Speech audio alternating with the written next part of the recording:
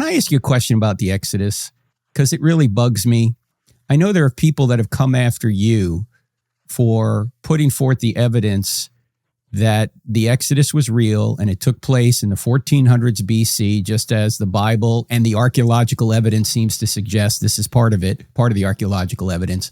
Why are some archaeologists either denying the Exodus took place at all, or they seem hell-bent on saying it was in the 1200s AD?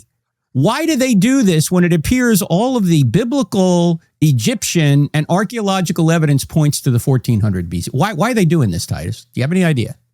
I think it's an issue of framework and worldview combined with what they've been taught in the circles that they run in.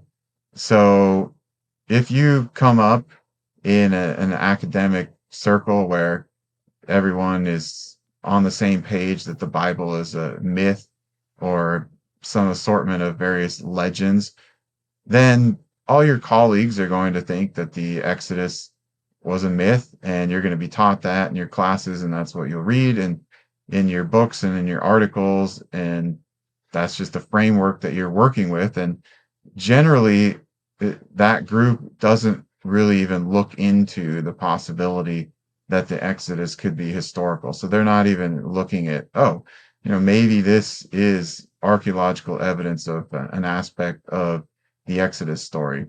So it's just discounted. As far as other ideas about the Exodus being historical or partially historical, but happening in different time periods, again, framework, worldview, interpretational lens. So their hermeneutics, so to speak, not just the Bible, but history in general. And so they're seeing things a certain way, and they have interpreted that the Exodus happened in the 13th century or the 12th century, or there's even rare cases where claims are made that it happened in the 11th century BC. And so then they'll piece together some events or some archaeological data that looks like it might fit.